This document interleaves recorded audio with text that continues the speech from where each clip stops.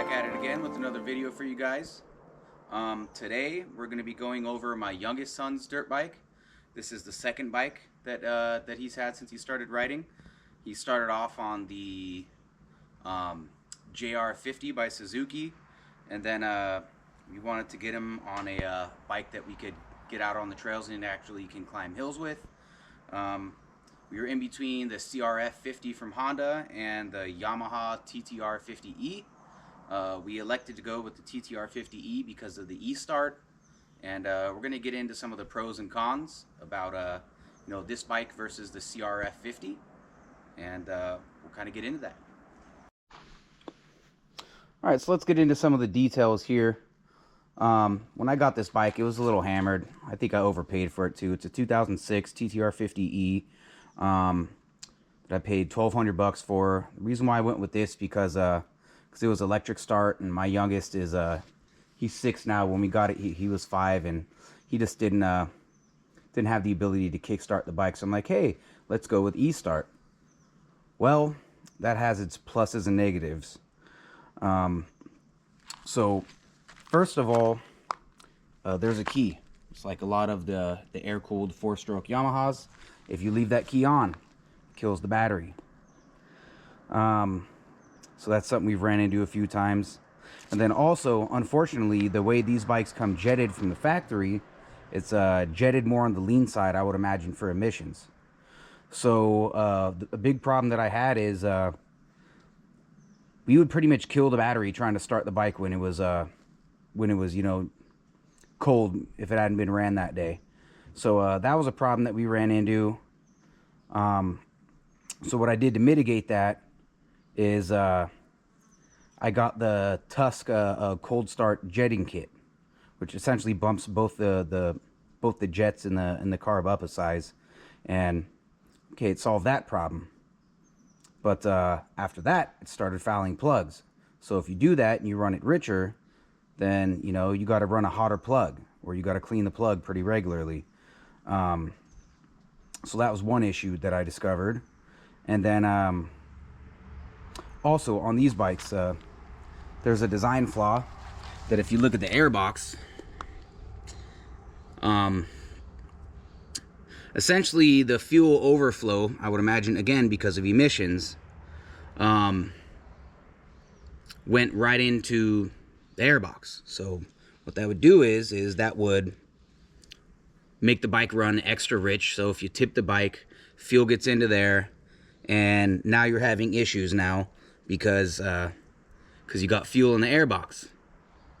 So, and then also you had a breather that comes out of the crankcase right here that if you tip the bike and it's on its side for long enough, oil gets into the airbox. So now you're introducing oil into the intake, and that creates its own problems, and the bike is burning oil, and then you have to burn that off in the combustion chamber. He does race. He races D36 cross country, just like my older son does, and it's very problematic through when you're racing that you can't get the bike started. He's losing position, and he doesn't really care as much. He's not as competitive as my older son just yet.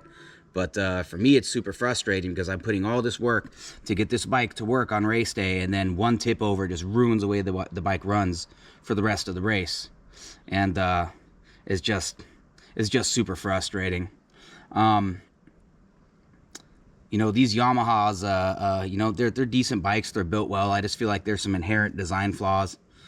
Another issue that I noticed was it looks to have the ability to put a Kickstarter on it, which would have been nice in a few different times instead of having to, lift the bike and rip the rear tire to get it started or try to bump start it. But I can't find one. I cannot for the life of me find a Kickstarter in the year 2025 for this bike, which is a 2006, and I don't even think they've changed. Even I think the model currently is probably almost identical to this one. So that was very frustrating. When the bike is running, it's great, but if you tip it over, it's just, it's just going to be problems. So I mean, even trail riding just leaves me with a certain level of anxiety anytime I take this bike out. You know, that's more on the negative side of stuff. And you know, there's a few things that I've had to do to, you know, kind of get this bike to where I want it. But now we'll start going into the stuff I've done to the bike, just to kind of, you know, make it ours and go through it. So we'll get into that. Bike's been sitting for a while since I washed it, so the chain needs to be lubed. But I've thrown a new chain on it. Sprockets all looks good. This bike doesn't really make enough power to really hurt itself. I threw some graphics on because when you're racing, you know, you got to have the correct graphics and or at least number plates. But you know, I went with a little graphic set. I forgot where I even got it. Just got it off of eBay or something. Just something to, you know, something to make it look like we care a little bit. But it's pretty much a stock bike. And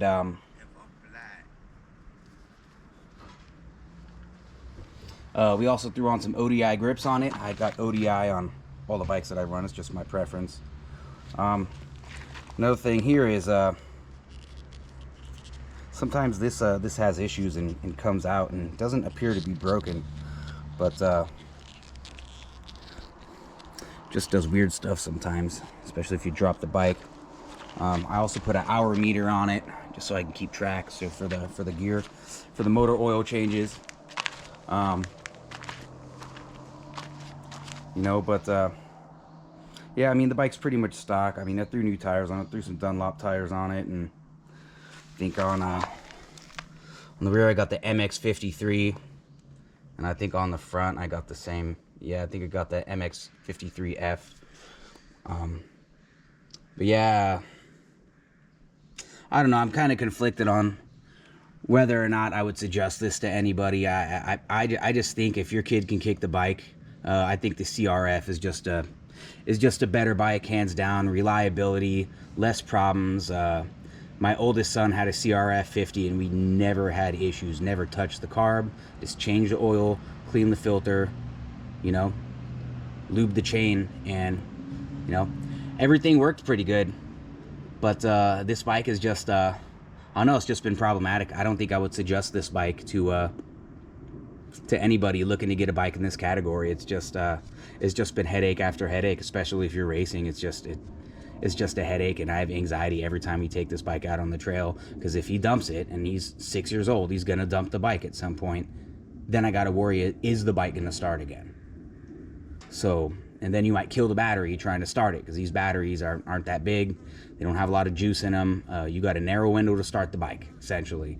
Oh yeah, I forgot. And we have the spark arrestor on here. It's a screen style one. Not the biggest fan of these ones, but that's what we got on the bike, and I guess it flows better than the stock muffler. But yeah. Also, another issue with putting the Richard jets in it, if you go up in elevation, the bike is way too rich. We got to Donner this year. The bike started, ran good, went up the hill, parked the bike you know, next to where he'd be staging for his race. We go eat some food, come back, now the bike won't start at all. Like, absolutely won't start. And I think it was the plug. The plug just got fouled. You know, it's just way too rich. Plug got fouled. And once again, another nightmare at a race day. So I don't know. I would probably say, if you're in this category looking to get, you know, a 50cc 4-stroke for your kid, I would just say go with the Honda. This bike has just been nothing but a headache for me. I'm almost even looking at getting him a KTM 50 2-stroke. You know, I'm not sure if he's ready for that speed yet, but I'm damn near ready just to bite the bullet, because I'm tired of this. And I've had KTM 50s, and those things are a handful too, but I think at this point I'd rather just have one of those. But let me know what your thoughts on this are, how you feel about it, what your experience has been with these bikes, if you've had one.